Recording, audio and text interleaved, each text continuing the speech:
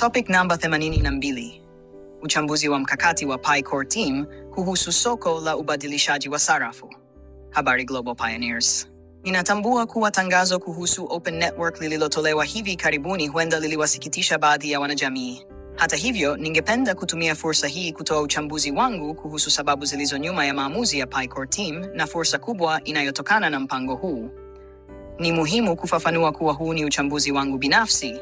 Sina uhusiano rasmi na Pi Core Team, na maoni haya yanapaswa kuchukuliwa kama rejeleo pekee. Lengo langu ni kusaidia kujenga imani kwa Pi Core Team na GCV. Zaidi ya hayo, ningependa kusisitiza kuwa makala hii si ushauri wa kifedha, bali ni kwa madhumuni ya kielimu pekee. Kwa nini Pi Core Team inatumia mbinu ya hatua mbili kwa Open Mainnet?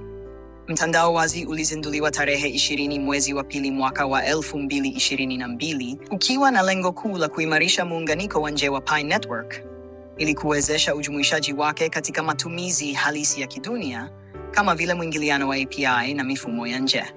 Open Mainnet kamili inatarajiwa kuzinduliwa katika robo ya kwanza ya mwaka wa 2025, kwa lengo la kufanikisha ugatuaji kamili.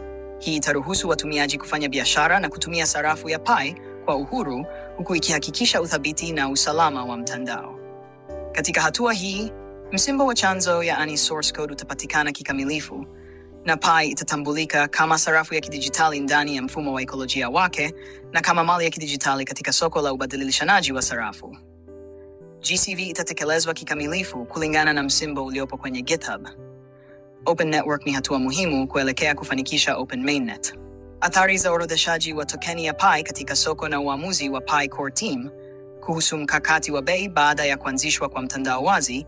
Vizuizi vilivyokuwa vinazuia Pi kuorodheshwa katika masoko ya ubadilishanaji wa sarafu vimeondolewa.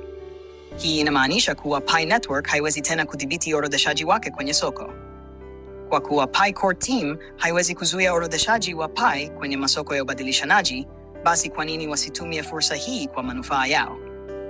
Katika hatua ya mtandao wazi, Pi Core Team inaweza kuruhusu wanunuzi wa nje kupata Pi ili kukusanya ukwasi wa fedha za fiat na kupanua matumizi ya Pi. Mkakati huu unawawezesha wawekezaji wa sarafu za kidijitali au wale waliokosa fursa za awali za kuchimba Pi kuwa na umiliki wa Pi baada ya Open Mainnet kama wateja wa mfumo wa ekolojia.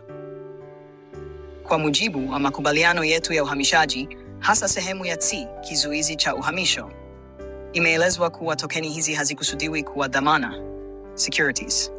Hata hivyo, bado kuna hali ya kutokuwa na uhakika mkubwa kuhusu uainishaji wa mali hii ya kidijitali, na hakuna usajili wowote uliofanywa na Tume ya Usalama na Ubadilishanaji wa Fedha ya Marekani, yaani SEC, au mamlaka nyingine yoyote kuhusu utoaji, uuzaji au usambazaji wa tokeni hizi. Iwapo tokeni hizi zingetangazwa kuwa dhamana, zingekumbwa na vikwazo vya uuzaji na masharti mengine ya udhibiti. Hii inaashiria kuwa Pi Network haijasajiliwa kama dhamana kama ilivyo kwa sarafu nyingine za kidijitali zilizozoeleka. Lengo letu kuu ni kukuza sarafu ya kidijitali badala ya kuifanya iwe mali ya kidijitali pekee. Hata hivyo, kabla ya kufikia hadhi ya kweli ya sarafu ya kidijitali, tutajiweka kwa muda kama mali ya kidijitali mara tu tutakaposajiliwa kwenye soko la kubadilishana, ambapo inaweza kutazamwa kama dhamana.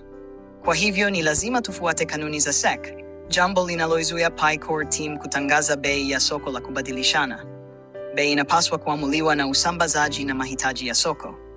Pioneers wote wanapaswa kuelewa kwamba safari ya kuanzisha sarafu ya kidijitali ni mapinduzi makubwa badala ya mageuzi. Mageuzi yanaweza kutokea kutoka juu kwenda chini, ambapo sisi, kama watu wa kawaida, tunapaswa kusubiri kufuata maelekezo.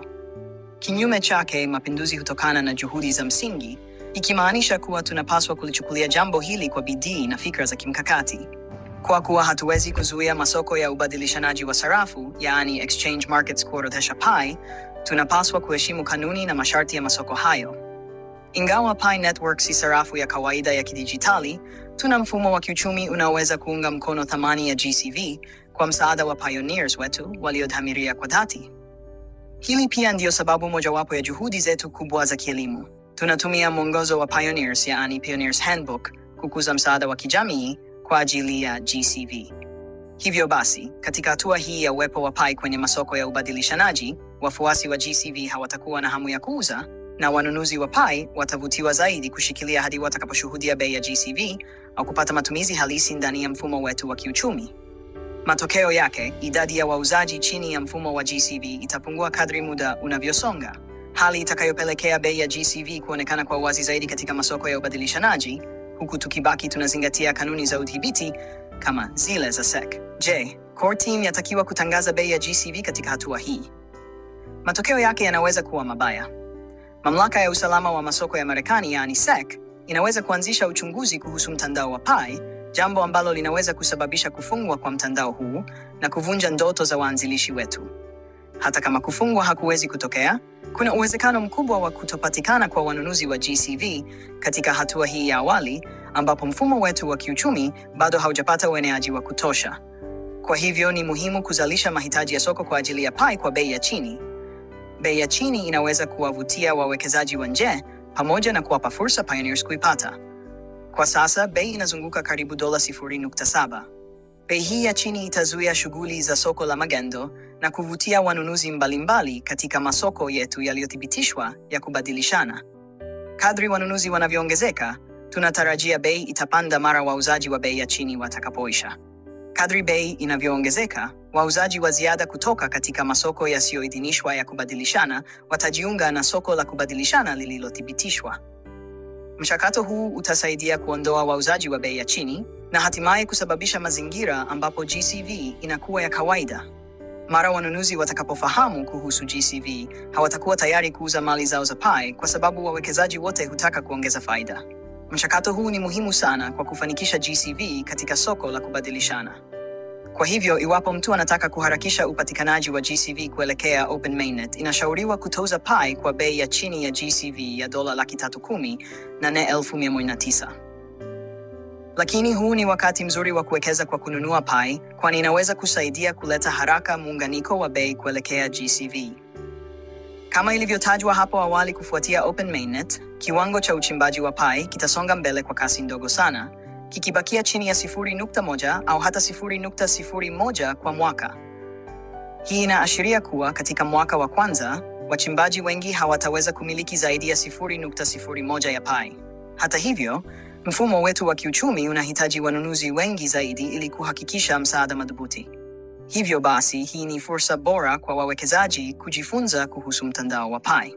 Kwa sasa, hata wauzaji wa soko la magendo wanaona bei kuwa ya chini sana, ikilinganishwa na kiwango walichonunulia awali.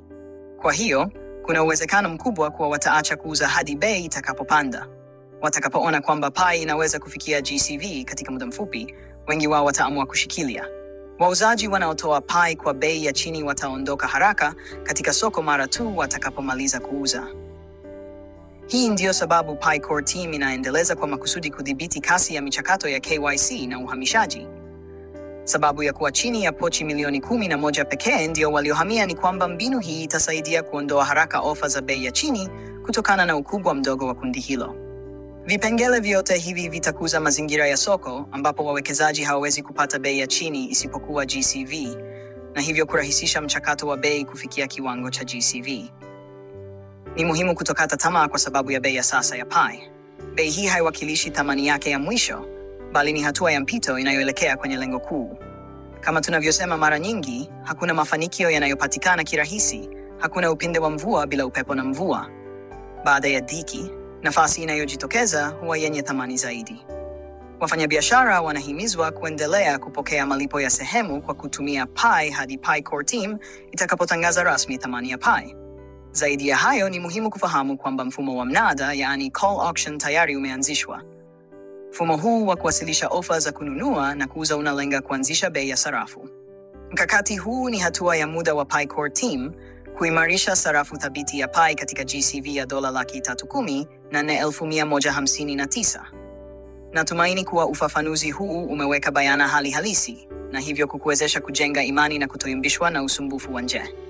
Tuelekeze nguvu zetu katika majukumu ya msingi, kushiriki na kutumia mwongozo wa waanzilishi ili kuhakikisha wachimbaji hawauzi chini ya GCV. 2. Kushiriki katika Map of Pi na usajili wa KYB ili kukuza mfumo wa kiuchumi unaunga mkono GCV. 3. Kutambua kuwa kwa waanzilishi wanaotamani kupata Pi ndani ya soko la kubadilishana, huu ni wakati mwafaka.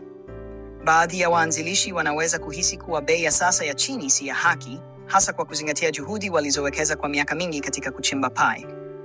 Ni muhimu kuelewa kuwa hali hii imetokana na vitendo vya baadhi ya waanzilishi wenzao ambao hawakuelimishwa. Hii si kosa la Pi Core Team. Ni jamii yetu haikufanya wajibu wake ipasavyo.